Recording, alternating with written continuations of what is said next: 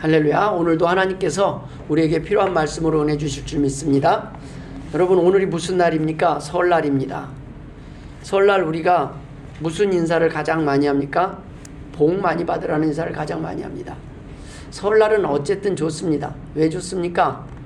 이렇게 자녀들을 보니까 좋아요. 오랜만에. 그렇죠? 가족들을 보니까. 근데 이 가족들이 부모를 중심으로 모여요. 그런데 이 가족들이 속 썩였던 자녀도 오고 또 성공한 자녀도 오고 뭐 이런저런 자녀들 뭐 100점 50점 점수와 상관없이 자녀들이 옵니다. 부모님은 그냥 자녀들이 오면 기뻐요. 자녀들이 점수를 보고 기쁜 게 아니라 도리어 이런저런 이유로 자녀들이 부모에게 못 오면 더 힘들어요. 어쨌든 부모에게 찾아왔을 때 자녀는 부모의 기쁨이 됩니다. 오늘 우리는 하나님의 자녀로서 이 시간 또 하나님께 찾아와서 예배드리는 시간입니다. 하나님이 저와 여러분을 기뻐하실 줄 믿습니다. 이것이 복이 된다는 거예요. 우리나라 사람들 얼마나 복을 좋아하는지 신정에도 복을 받으라고 하고 또 구정까지, 구정도 양보 못해 구정에도 복 받으라고 인사를 주고받습니다. 이 복 받으라는 인사는 아무리 많이 주고받아도 기분 나쁘지 않아요. 내가 복을 주는 것도 아닌데 막 복을 남발을 해요. 복 받으세요, 받으세요. 그렇게 해서 받을 수 있는 것이 복이라면 얼마나 좋겠습니까? 여러분, 복은 복의 근원이신 그 하나님을 통해서 내가 복을 받을 수 있다는 말씀입니다. 저도 여러분에게 축복합니다. 주님께서 주시는 풍성한 복의 주인공 되시길 주의 이름으로 축복합니다. 아멘 한 사람만 복 받으시기 바랍니다. 이게 무슨 얘기냐면 복은 내가 주는 게 아니라는 거예요. 목사가 뭐 힘이 있다고 줘요. 그러나 그 내용을 믿고 말씀을 믿고 아멘 할 때 그것은 하나님으로부터 복이 옴을 인정할 때 그 복의 주인공이 될 수 있다는 거예요. 하나님은 믿는 자를 통해서 역사하시는 것이고 하나님의 복은 믿는 자에게 경험하게 된다는 말씀입니다. 우리가 하나님이 주시는 축복의 주인공이 되는 비결을 오늘 본문을 중심으로 함께 나누고자 합니다. 본문의 내용을 다시 한번 좀 정리해 드리겠습니다. 다윗이 왕이 됩니다. 그래서 제일 먼저 한 것은 예루살렘을 정복하는 거예요. 그리고 예루살렘을 정복한 뒤에 가장 먼저 행했던 일이 무엇인지 아십니까? 하나님의 궤를 예루살렘으로 옮겨오는 것이었어요. 하나님의 궤가 블레셋에 빼앗겼다가 그것이 아직 예루살렘으로 돌아오지 못하고 있었습니다. 그런데 이스라엘 백성을 모아놓고 이제 다윗의 생각을 말하고 그 의견을 묻습니다. 그리고 동의를 얻어요. 이제 하나님의 궤를 우리가 옮겨와야 되지 않냐, 이 예루살렘으로. 그런데 그 의견에 모든 백성들이 그 의견을 좋게 여겨서 그렇게 하자고 합니다. 얼마나 좋은 일입니까? 그래서 하나님의 궤를 기럇여림에서 예루살렘으로 옮겨오는데 그 궤를 소가 끄는 새 수레에다가, 헌수레 아니에요, 새 수레예요. 깨끗한 새 수레에다가 싣고 옮겨오던 중에 소들이 뛰는 바람에 웃사가 궤를 붙들었다가 여호와 하나님의 진노 임해서 그 자리에서 찢겨 죽습니다. 결국 다윗이 하나님의 궤를 다윗성이 아닌 가드 사람 오벳 에돔의 집으로 메어가게 합니다. 그 일로 인해서 하나님의 궤가 머물러 있었던 그 석 달 동안 오벳 에돔의 집과 그의 모든 소유에 하나님께서 복을 내리셨다는 이야기가 오늘 본문의 내용입니다. 그래서 이 마지막 절 오벳 에돔에게 그 집에 복을 내리셨더라. 요게 오늘 주보 첫 장에 이렇게 딱 첫 장에 나와 있습니다. 요 절, 하나님의 궤가 우리 집에서 우리 가족과 함께 석 달을 있으니라. 여호와께서 우리 집과 우리 모든 소유에 복을 내리셨더라. 아멘. 이게 오벳 에돔의 이야기가 아니라는 말씀입니다. 저는 오늘 본문을 중심으로 하나님의 백성이 저주를 피하고 복을 누리며 사는 삶이 어떤 삶인지 함께 나누고자 합니다. 그 첫 번째 키워드는 좋은 계획입니다. 다윗이 하나님의 궤를 예루살렘으로 옮겨오려고 한 것은 분명히 좋은 계획이었습니다. 그러나 어떻게 됐습니까? 칭찬이나 복은커녕 문제가 생겼습니다. 왕이 돼서 제일 먼저 우선적으로 시작한 일이 하나님의 궤를 옮겨오는 일이었어요. 이 일을 통해서 백성들이 복을 받고 다윗의 리더십도 인정을 받아서 안정적인 통치의 기반을 마련되기는커녕 계획이 틀어졌습니다. 문제가 생긴 것입니다.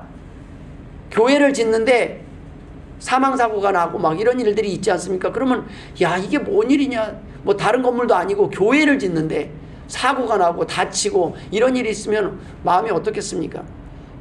그 이유가 무엇일까요? 다윗이 좋은 일을 계획했는데 지금 문제가 생겼어요. 다윗은 좋은 계획을 좋은 목적을 가지고 시작했지만 다윗의 방법이 하나님이 원하시는 방법이 아니었다는 것입니다. 아무리 좋은 계획과 목적을 가지고 일을 한다고 해도 나쁜 방법을 선택하면 뼈아픈 결과를 경험하게 되는 것입니다. 하나님의 자녀라도 잘못된 선택을 하게 되면 벌을 받는다는 것입니다. 자녀에게 향하는 하나님의 벌은 죽이기 위함이 아니라 살리려는 벌이요, 자녀를 멸망의 길에서 돌이키시려는 벌이요, 돌아오라는 경고입니다. 우리가 할 수 있는 것은 속히 회개하고 돌이켜서 하나님의 인자하심을 구하는 길뿐입니다. 하나님의 백성이 좋은 계획을 가지고 일을 시작했어도 나쁜 방법을 사용하였을 때 벌을 내리신 하나님께서 우리가 만약 살아가는 동안 나쁜 의도와 나쁜 계획을 가지고 나쁜 일을 하고 있을 때 어찌 형통케 하실 수 있겠습니까?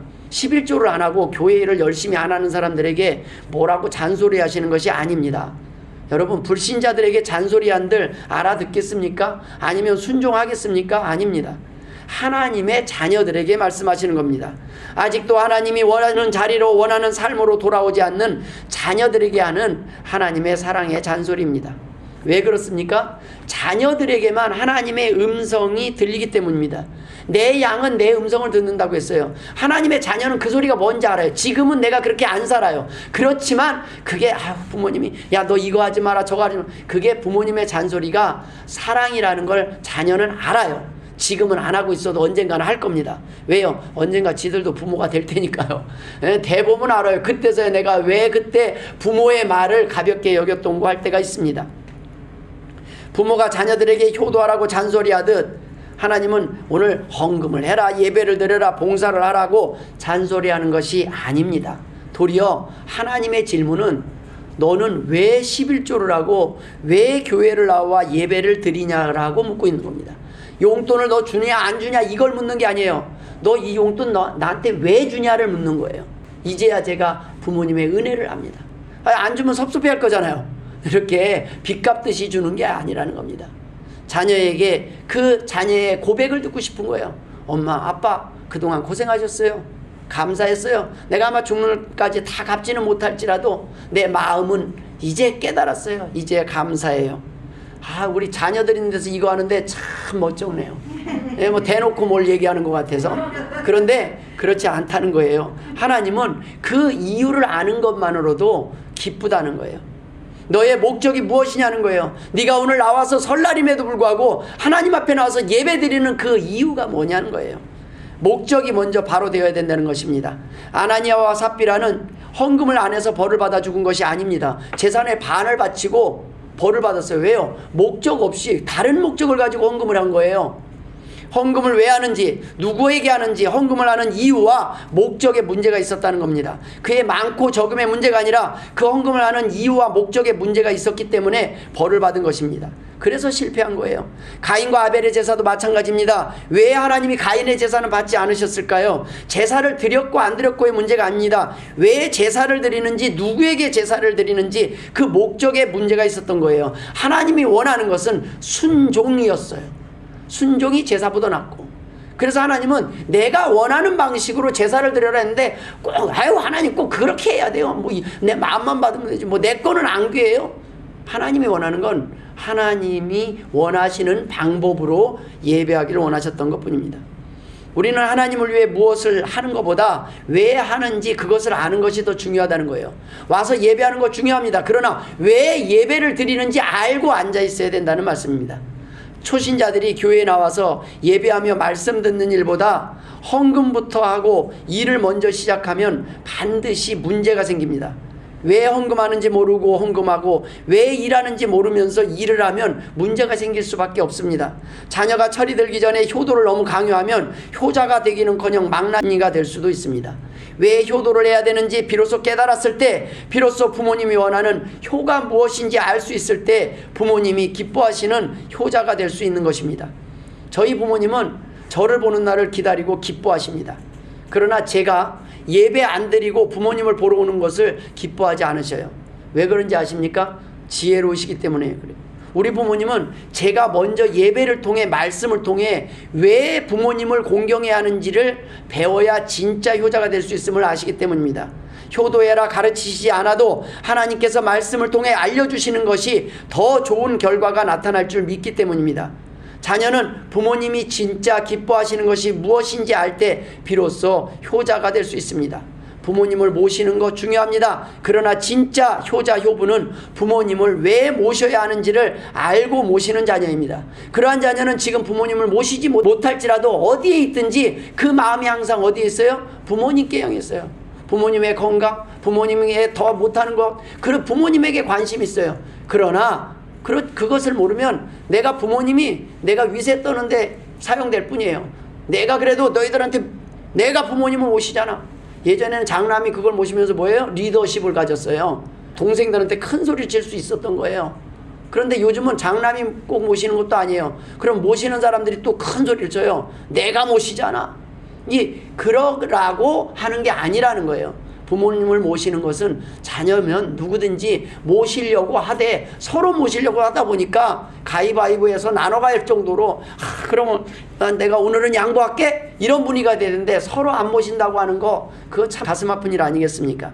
여러분 하나님께도 마찬가지입니다. 우리가 하나님 앞에 왜 예배하는지 알면은 이 예배하는 자가 기쁨의 자리가 된다는 말씀입니다. 복의 자리가 된다는 말씀입니다. 다윗은 나라를 다스리는 것, 통치 기반을 안정화시키는 것보다 우선이 이스라엘 백성과 하나님과의 관계를 정상화시키는 것이라고 믿었습니다. 그래서 자신이 통치하는 나라가 아닌 하나님이 통치하시는 나라가 되어야 복을 받는다는 것을 알았기 때문에 그가 제일 먼저 한 일은 오늘 본문 3절에 우리가 우리 하나님의 궤를 우리에게로 옮겨오자 사울 때에는 우리가 궤 앞에서 묻지 아니하였느니라 라고 말한 것입니다. 사울 때에는 하나님 중심으로 하나님께 묻지 않고 살아왔다는 거예요. 그래서 어려운 일이 있었다는 거예요. 지금 다윗은 사울왕의 잘못을 지적하는 것이 아닙니다. 그때에 우리가 라고 표현하고 있어요. 나를 포함해서 우리 모두가 하나님의 궤를 저쪽에 두고 그냥 세상의 방법으로 하나님 모르고 그냥 하나님 외면하고 살아왔다는 것이에요. 이스라엘 백성들의 과거의 문제가 무엇인지 지적하고 있는 것입니다. 하나님을 중심으로 우리가 살지 않았기 때문에 어려운 일을 겪었으니 이제는 하나님을 중심으로 살아보자, 하나님께 물으면서 살아보자 라고 말하고 있는 것입니다. 그러니 이제 하나님의 궤를 예루살렘으로 옮겨와서 하나님을 중심으로 우리 살아가자. 이게 다윗의 계획입니다. 얼마나 좋은 계획입니까? 이 좋은 계획이 있었어요. 두 번째 우리가 생각할 문제는 뭐냐면 나쁜 방법입니다. 다윗에게 이 좋은 계획을 가지고 추진하는 일에 문제가 생긴 거예요. 왜 그래요? 나쁜 방법이었기 때문입니다. 우리는 이렇게 기도합니다. 하나님을 위한 계획입니다. 하나님을 위해서 성공하고 싶습니다. 하나님의 자녀입니다. 하나님의 백성입니다. 하나님의 기업입니다. 그러니 반드시 잘 될 겁니다. 잘 될 줄 믿습니다. 여러분 목적이 좋으면 우리가 하는 기도의 결과가 반드시 좋은 결과가 나타나야 되지 않겠습니까? 그게 아니라는 거예요. 잘 안 될 수도 있다는 겁니다. 방법이 나쁘면 잘 안 될 수 있다는 거예요. 방법이 나빠도 아무 일도 일어나지 않았다면 하나님의 인자하심과 길이 참으심 때문에 오늘도 나쁜 일이 일어나지 않는 거예요. 어쩌면 아직도 우리의 삶의 모습이 그 인자하심을 핑계로 아직도 회개하지 아니하면서 그 풍성함을 멸시하고 있는 것입니다. 로마서 2장 4절에 혹 내가 하나님의 인자하심이 너를 인도하여 회개하게 하심을 알지 못하여 그의 인자하심과 용납하심이 길이 참으심이 풍성함을 멸시하느냐. 로마서 9장 22절에 만일 하나님이 그의 진노를 보이시고 그의 능력을 알게 하고자 하사 멸하기로 준비된 진노의 그릇을 오래 참으심으로 관용하시고 라고 기록되어 있어요. 하나님이 지금 참고 계시는 거예요. 하나님의 자녀니까 매를 들기보다는 야 내가 조금만 더 기회 줄게, 제발 정신 차리고 와라 참고 있는데 계속 참으니까 아무 일도 일어나지 않으니까 어떻게 해요? 우리가 그냥 하나님의 그 인자심을 멸시하고 내 마음대로 살아가고 있을 수 있다는 겁니다. 또 이렇게 우리는 말합니다. 하나님을 위한 계획이니 합력하여 선을 이룰 것입니다. 여러분 맞습니다. 틀린 말이 아니에요. 하지만 하나님을 위한 계획은 하나님의 방법대로 하나님이 원하시는 선한 방법으로 이루시길 원하신다는 것입니다. 다윗은 하나님이 원하시는 방법대로 일을 진행하지 않았습니다. 블레셋 사람들이 하는 방법대로 일을 진행한 겁니다. 오늘날로 치면 성전 기공 예배 때 또는 하나님의 백성이 개업 예배를 드릴 때 세상 사람들이 하는 대로 돼지머리 갖다 놓고 절하며 복을 달라는 거예요. 예? 목적은 좋은데 방법이 그냥 세상 사람들이 하는 거 다른 사람들 다 하잖아요. 많은 사람들이 이렇게 말하곤 합니다. 뭐로 가도 서울만 가면 된다. 정말 그렇습니까? 아니라는 겁니다. 제대로 가야 된다는 겁니다. 하나님 없이 도착한 서울, 잘못된 방법으로 도착한 서울, 잘못된 방법으로 이룬 부와 성공은 그것은 또 다른 지옥이 시작되는 길일 뿐입니다. 많은 사람들이 성공하기 위해 예수님을 찾습니다. 성공이 목적인 사람들은 성공에 방해가 된다면 어떻게 하겠습니까? 언제든 예수님을 떠날 것입니다.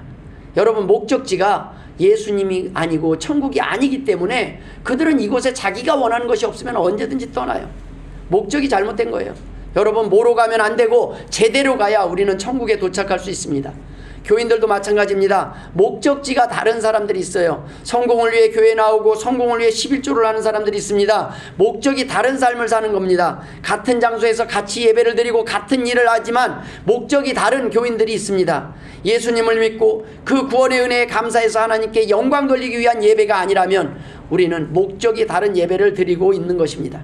하나님을 만나기 위해서 예배하는 것이 아니라 그냥 안 드리면 속 시끄러질까봐 가정의 평화를 위해서 그냥 지난주도 예배를 드렸고 어려서부터 예배를 드려왔으니까 또는 답답하고 우울해서 또는 경제적 사회적 도움이나 받을까 해서 부모님 때문에 뭐 외로워서 이런저런 목적을 가지고 교회를 찾아와서 이 자리에 온 사람들은 목적을 이루면 어떻게 하겠습니까? 외로움을 교회 왔더니 좋은 사람을 만났어요. 외로움이 해결됐어요. 교회 다 나올 필요가 없는 거죠. 교회에 와서 내가 원하는 또 다른 목적을 이루면 보험 가입시키기 위해서는 작은 교회 나오면 별로 없으니까 큰 교회 가가지고 보험 설계 딱 보험회사 들어가자마자 교회를 옮겨요. 큰 교회로. 큰 교회 가면은 사람들 많으니까 거기서 또 그런데 그걸 이루면 거기를 떠나는 거예요. 다른 목적을 위해서 또 움직이는 겁니다. 이런 것은 예배가 아니라는 거예요. 더 이상 이곳에서 예배 드리는 자리에 있을 이유가 사라지지 않겠습니까? 그럼 어떻게 해요? 안 되게 돼야 되겠죠. 그 보험도 잘 안 되고 막 안 돼야 그 이유가 잘못되면 하나님은 그 이유가 없어질 때까지 기다리시는 거예요. 또 그러면 그 이유 소원을 이루지 않는 사람들 이루어지지 않으면 어떻게 합니까? 이루어지지 않는다고 또 떠나요.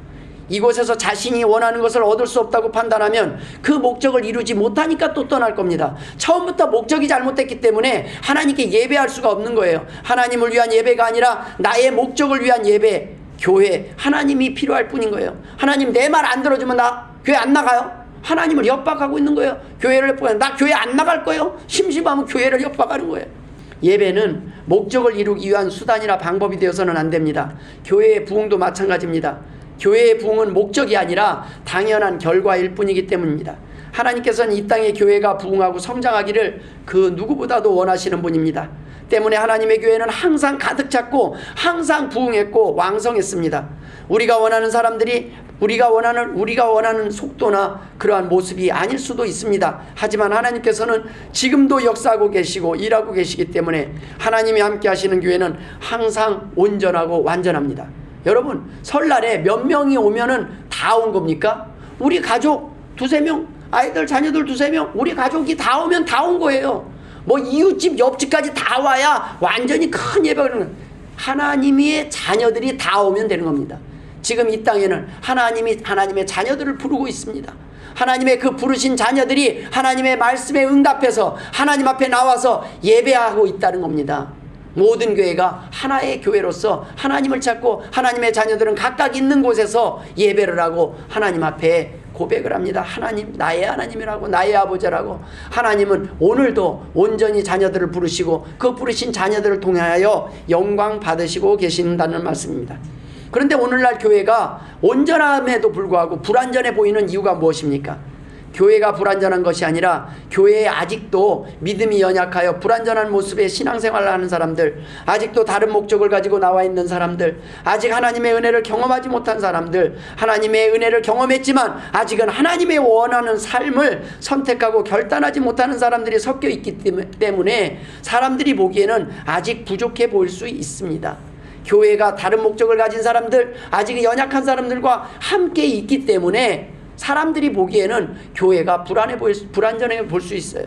그러나 세상에 아무리 많은 교회가 빛을 발하고 있어도 세상은 아직도 여전히 어두운 곳이 있듯이 이 땅의 유형교회의 모습은 여전히 불완전해 보일 수 있습니다.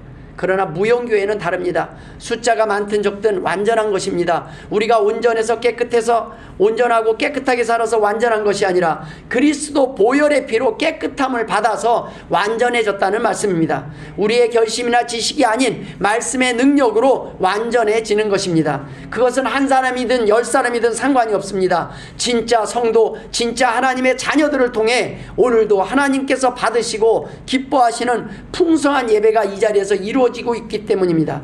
하나님께서는 사람이 주인이 되는 곳에 계시기를 기뻐하지 아니하시고 여호와를 경외하며 그의 인자하심을 바라는 자들을 기뻐하시는 분입니다. 시편 147편 10절에 여호와는 말의 힘이 세다하여 기뻐하지 아니하시며 사람의 다리가 억세다하여 기뻐하지 아니하시고 여호와는 자기를 경외하는 자들과 그의 인자하심을 바라는 자들을 기뻐하시는도다. 아멘.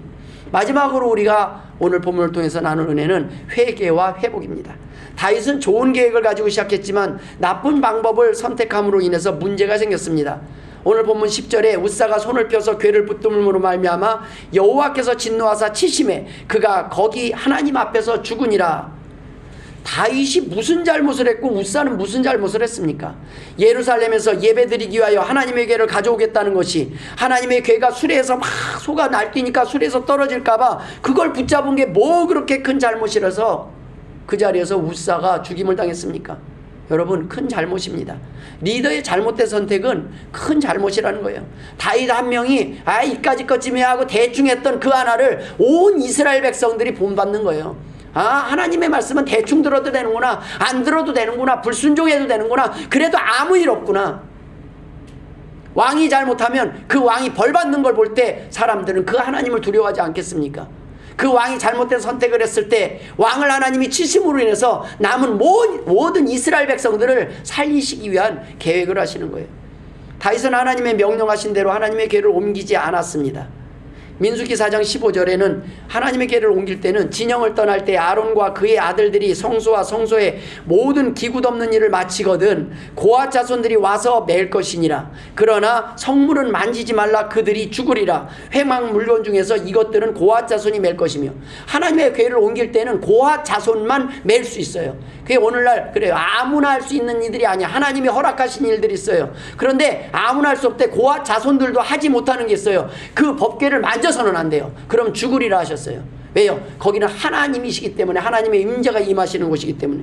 이것은 놀라운 일입니다. 왜냐하면 하나님은 하나님 스스로 하나님을 지키시는 분이라는 거예요. 너희가 지키는 것이 아니라 내가 지킬 수 있고, 너희가 만지고 너희가 함부로 하나님의 일을 움직이겠다, 뭐 교회를 뭐 이렇게 하겠다 저렇게 할 수 있는 게 아니라 하나님은 하나님 스스로 온전하게 이 교회를 충분히 충만하게 하시고 지키실 수 있는 분이라는 거예요. 하나님에게는 수레가 아닌 고앗 자손이 매야 했고 성물은 고앗 자손들조차 만지지 말라고 하셨는데 그 명령을 강구한 거예요. 그냥 이거 부서지면 하나의 그냥 궤를 하나님으로 보는 게 아니라, 하나님은 두려워서 이스라엘 백성은 얼굴도 못 쳐다봤어요. 음성만 들어도 죽을 수 있으니까. 그래서 이스라엘 백성에게 하나님은요 두려운 분이에요. 그런데 이것을 잊어버린 거예요. 이까짓 거 수레 이거 별거 아니지 퉁퉁. 여러분, 여기에 이곳은 그냥 건물일 뿐입니다. 이건 아무것도 아니에요. 그런데 여러분, 하나님이 사용하시는 도구인 줄 알면서 이걸 깨버리면 이거는 벌받을 일이라는 거예요. 하나님이 쓰시는 사람들, 그것은 귀해지는 거예요. 성도가 되는 거예요. 하나님의 것이기 때문입니다. 하나님을 위한 일이라 할지라도 그 방법은 하나님이 말씀하신 방법을 우선으로 해야 된다는 말씀입니다. 이스라엘 백성들이 하나님의 궤를 예루살렘으로 가져오는 것이 그저 상징적인 것이 아니라는 것입니다. 하나님의 임재를 먼저 확신하지 않는다면 하나님의 궤는 이스라엘 백성에게 아무것도 아니기 때문입니다. 하나님께서는 하나님이 여전히 하나님의 궤와 함께 하시며 살아계신 하나님이심을 보여주신 것입니다. 저와 여러분이 예배드리고 있는 지금 이곳에 하나님의 인자심을 믿지 못하고 앉아있는 것이라면 그 사람은 경배의 주체가 되신 하나님을 믿지 않으니 예배를 드리는 것이 아니라는 거예요. 예배를 드릴 수가 없는 거예요. 이 시간에 예배가 이루어지지 않고 있다는 거예요. 여러분, 버린 쓰레기에서 찾아낸 슬리퍼 하나가 얼마에 팔렸는지 아십니까? 21만 8,750달러. 제가 이렇게 구체적으로 하는 거는 이게 그냥 제가 하는 얘기가 아니라는 거예요. 기사를 봤어요. 우리 돈으로 약 3억 원 정도에 팔렸습니다. 스티브 잡스의 슬리퍼입니다. 그가 무명 시절 그가 신었던 그 신발, 그게 그냥 경매에 나오니까 3억 원에 팔린 거예요. 그가 썼던 명함 3장이 있습니다. 무명시절 썼던 그 명함 3장이 우리 돈으로 1,000만 원이 넘는 금액에 낙찰됐다고 합니다. 여러분 무슨 말입니까? 물건의 가치는 그 물건이 무엇이냐보다 그 물건이 누구의 것이냐에 의해서 결정된다는 것입니다. 성물이 얼마나 귀한 것입니까? 왜 귀한 것입니까? 얼마나 귀한 것이기에 오늘 본문의 뭇사는 그 성물을 함부로 만졌다가 죽임을 당했습니까? 하나님의 것이기 때문입니다. 하나님의 것은 사람이 지키고 보호하는 것이 아니라 하나님이 직접 관리하시고 지키고 보호하실 만큼 귀하기 때문입니다. 여러분 우리가 예배드리는 이 건물이 귀한 것은 건물이 귀해서가 아닙니다. 하나님이 계신 하나님을 위해서 예배하는 곳으로 쓰여지는 장소이기 때문에 귀한 것입니다. 여러분 저와 여러분이 귀한 것은 우리가 하나님의 자녀이기 때문에 귀한 것입니다. 하나님의 것이 아니면 별 볼 일 없는 거예요. 우리의 소유도 재산도 건물도 하나님의 것이 될 때 성물이 되는 것이고 우리 자신도 하나님의 것이 될 때 성도가 되는 것입니다. 내 것이면 별거 아닌데 하나님의 것이 되면 귀해지는 것입니다. 이게 별거 아니에요. 그런데 이게 하나님의 것이면요 함부로 깨면 안 돼요. 그건 하나님의 것을 깨버리는 거잖아요. 이건 하나님께 대항하는 거예요. 그래서 그러한 마음으로 하나님 앞에 대항하면 그것은 하나님이 묵인할 수가 없는 것입니다. 똑같은 사람인데 한국 사람은 한국이 지키고 미국 시민은 미국이 지킵니다. 여러분 천국 시민은 하나님께서 지키심을 믿으시길 주의 이름으로 축원합니다. 여러분 교회 일하는 것이 무슨 잘못입니까? 잘못 없습니다. 그러나 하나님의 원하시는 방법으로 일하지 않는 것은 잘못입니다.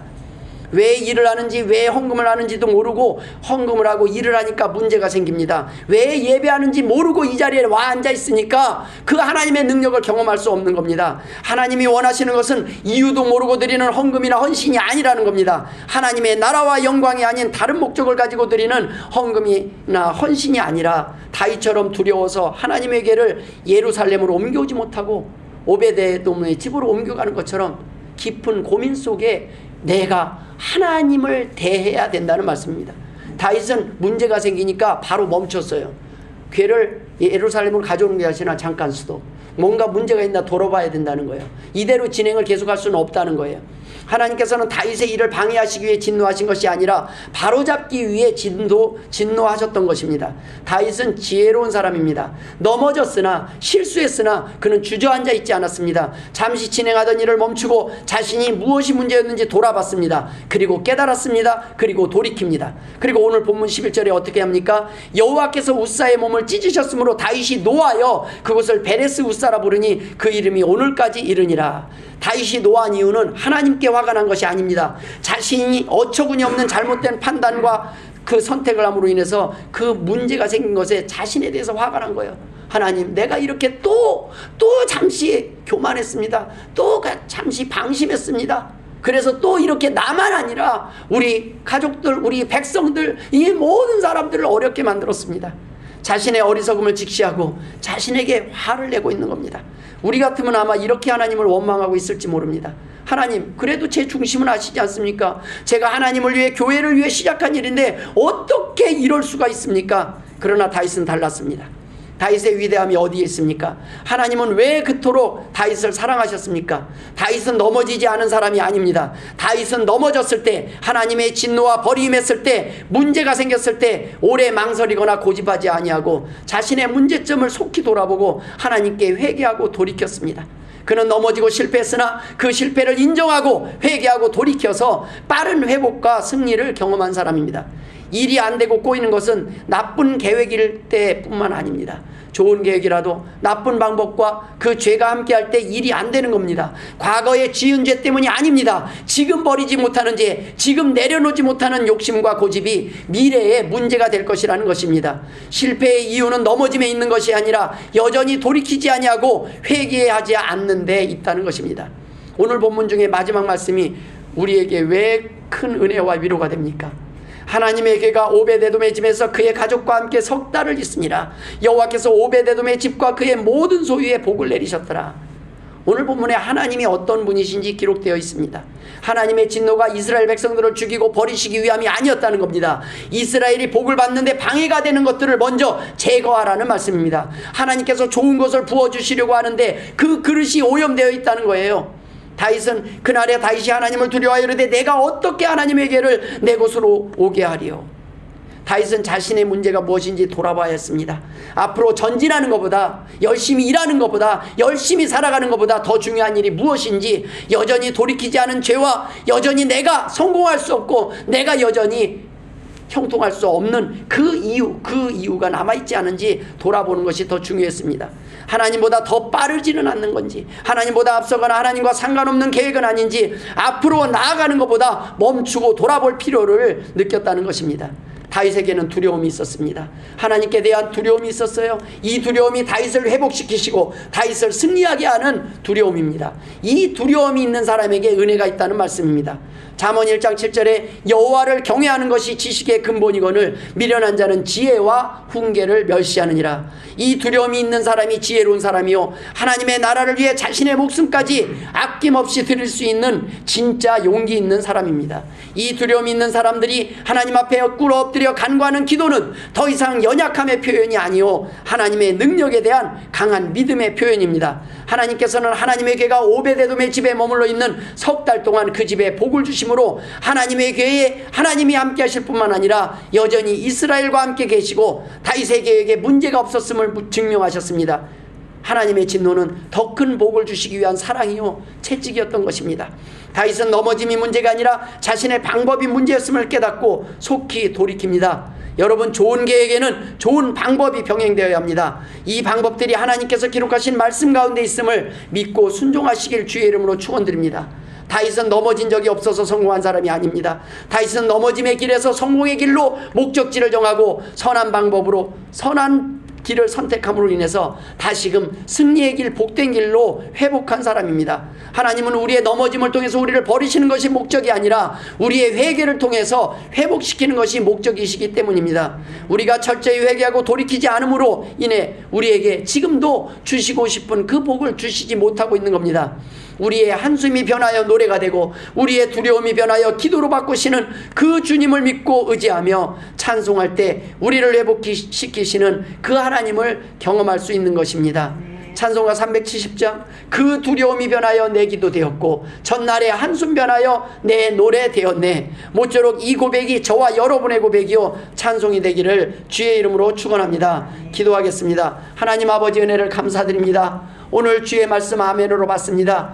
이 말씀을 듣고 이 말씀대로 순종하며 하나님 앞에 예배하며 하나님의 길을 쫓아서 하나님이 원하시는 좋은 방법으로 하나님의 축복을 누리는 복의 주인공들 되게 하여 주옵소서. 감사함이 예수님의 이름으로 기도드리옵나이다.